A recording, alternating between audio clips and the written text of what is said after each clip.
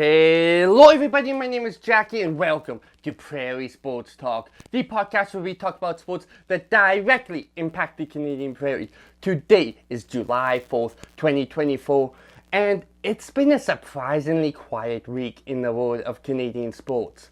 So what we're going to do is we're going to talk about this previous week in the CFL and my predictions for this upcoming week in the CFL. My predictions might be a little different than usual because there have been a pair of notable injuries in the CFL, but we will talk about that more once we get to talk about next week. But without further ado, let's get into this episode. And for the second straight week, I have gone 4-0 in my CFL predictions. I'm feeling good so far this season, to say the least. Well, feeling good about my predictions. So, let's start off with the BC and Edmonton game. I mean, Edmonton has been a really weird team.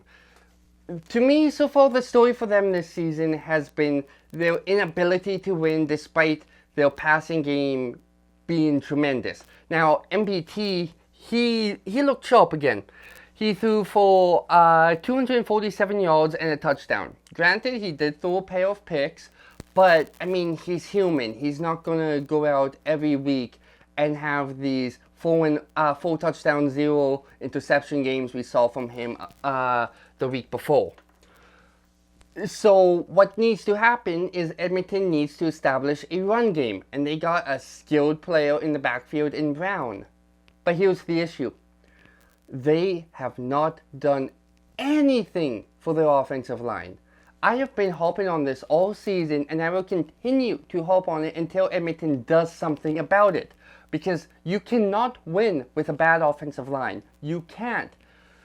The Rough Riders have tried this several times, and it does not end well. It is only a matter of time until there is a serious backfield injury because the offensive line can't hold the defense long enough. It is only a matter of time until the defenses start blitzing every single play and they get into the backfield every single time because of that. And Edmonton, they're not losing because of poor play from their quarterback or from their defense or their running back. I don't blame what has happened on so far this season on the team. I blame it on management and the inability or lack of desire to put together a decent offensive line. Chris Jones, I've been saying this pretty much since I started this podcast. I do not know what he is doing in Edmonton. Chris Jones is very much of the mindset of, if we pull in big name players, we're going to be a good team. But he seems to not understand that football is a team game. Now, I'm not saying he hasn't always been this way. In the past, at very least, he has shown signs that he knows how to put together a solid team. Just look at when he won the Grey Cup in Edmonton back in the early 2010s, for example. But nowadays, for some reason, he is just basically signing big players at flashy spots and hoping that's enough while ignoring these supplemental positions that are just as important but don't get the same kind of attention that the quarterbacks and receivers do. He's just kind of hoping that a stellar cast of big name offensive players and decent defensive players will be enough to make up for the lack of an offensive line. And it won't be. It won't be. Just end of story. And that is why they keep losing these close games.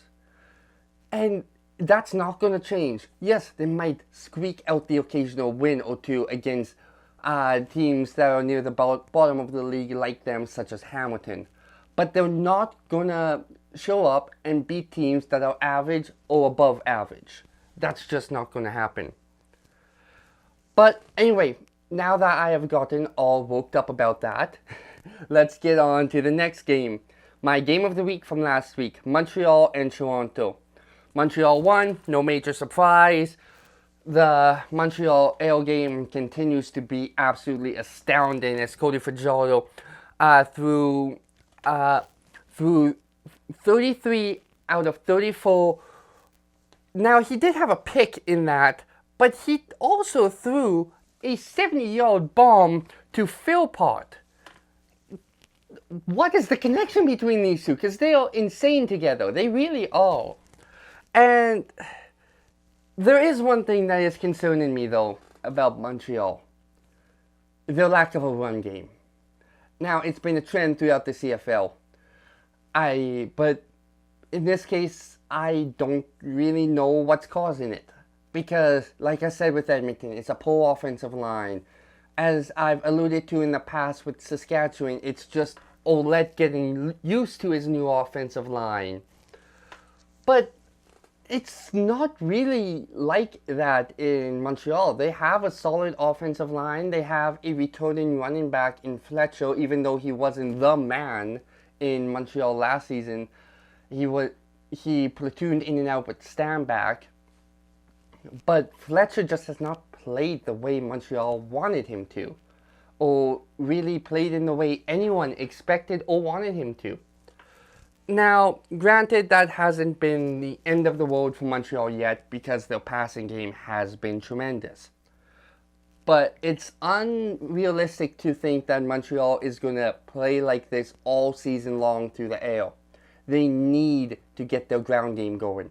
Fortunately, Fajardo and Cole have been amazing and have been able to more than make up for the lack of a run game. But how long can they do that for? Montreal needs to get their ground game figured out. I don't know what's going on there, but whatever it is, it needs to be fixed. So, let's move on to Calgary and Winnipeg. And Winnipeg, oh boy, oh boy, oh boy, oh boy. What has happened so far this season? Winnipeg is yet to win, and we are 4 weeks into the season. Many people probably expected them to start out 4-0, but I mean, look at this. Yes, they have been in consistently close games for the most part, but in previous years where they have found ways to win these close games, this season has been more of a case of them finding ways to lose these close games. The best teams in sports will find ways to win games they don't deserve to win. The worst teams in sports will find ways to lose games they deserve to win. And right now, Winnipeg is finding ways to lose. Now, I am not saying they are a bad team, not by any means. But I am saying they are looking bad at the moment.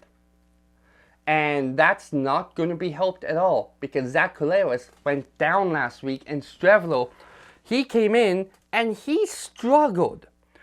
Now, Strevlo, he's not necessarily a passing quarterback. He goes in there and he runs and he hands it off and he comes back out and Collaros goes back in.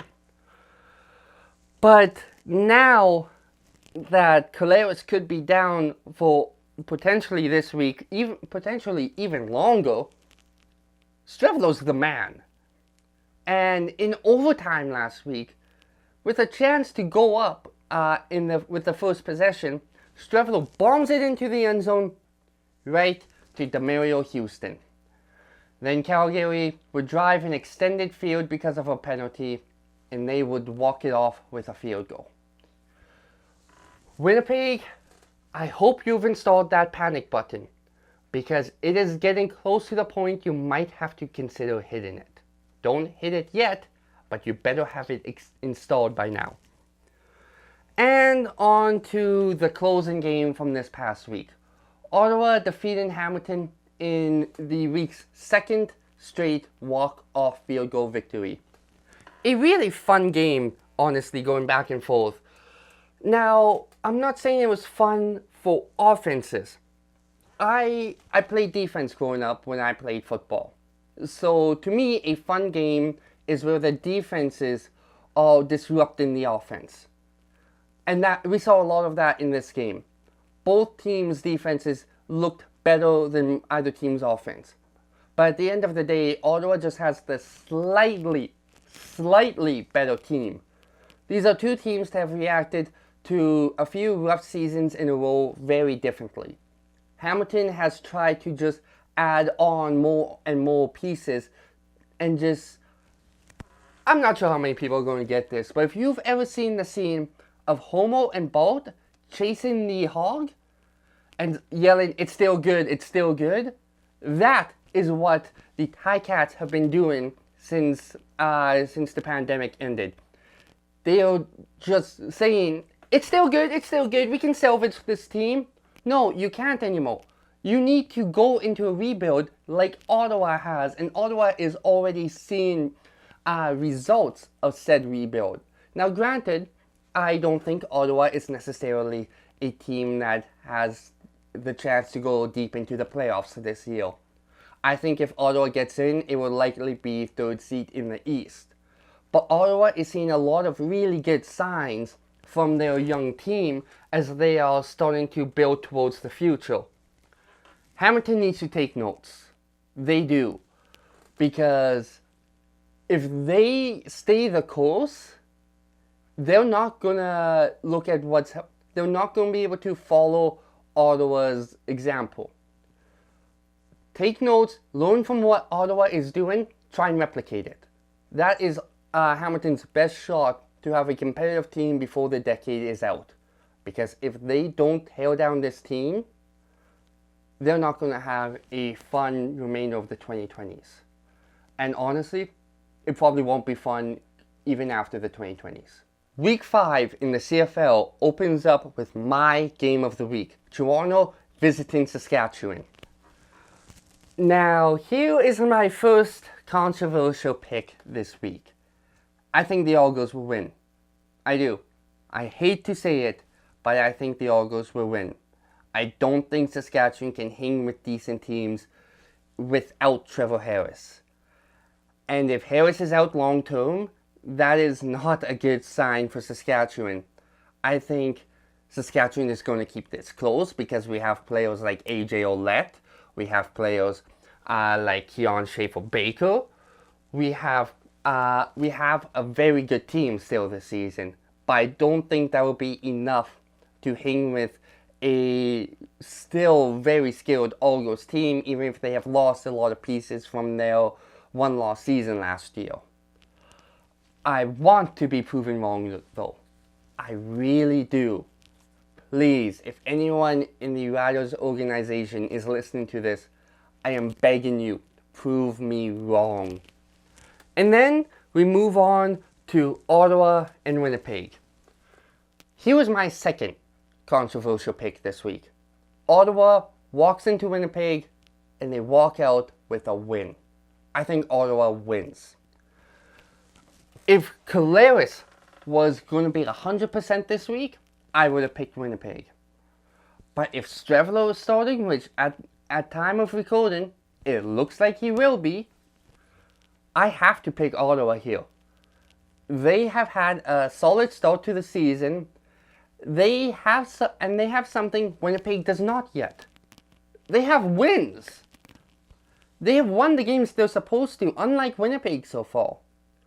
I think the up-and-coming Red Blacks team will be the next team to slay the once mighty Bombers. I think Ottawa wins this. I think it's going to be close, but at the end of the day, I think a mostly healthy Ottawa team is going to beat the banged-up Bombers. I really do. And then we move on to Calgary headed to Montreal. Montreal wins. Like, what do you want me to say? Montreal, in my opinion, is the best team in the league. Cody Fajardo is on pace for a career season right now. Yes, they need to sharpen up Fletcher in the backfield, but it does not change the fact Montreal is a really, really good team. And although I think Calgary is definitely on an upswing, and they're going to have a good season this year, I don't think they're ready to beat the defending champs. I think Montreal takes this with minimal issues. And then we finish the week with the Battle of the Cats. BC heads to Hamilton. BC wins. Just easy. BC's not going to have any issues with this. Hamilton is potentially one of the worst teams in the league. They're probably the worst, honestly. I think BC walks into Hamilton and they just blow the Ticats out the water. I think VA has a huge game.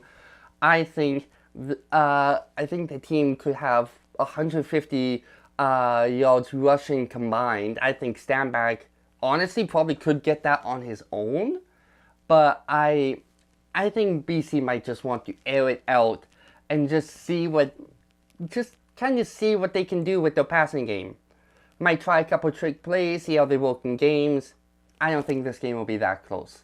BC wins, no question. But that is everything I have for you guys this week. If you enjoyed this episode, be sure to like, comment, and subscribe if you're on YouTube. And if you're on Spotify, be sure to follow the 13th Man Podcast Network. I hope you guys have a great day. I hope you guys have a great night. I hope you guys have a great whatever. Stay safe, stay strong. You got this. And this is Jackie for Prairie Sports Talk, signing off.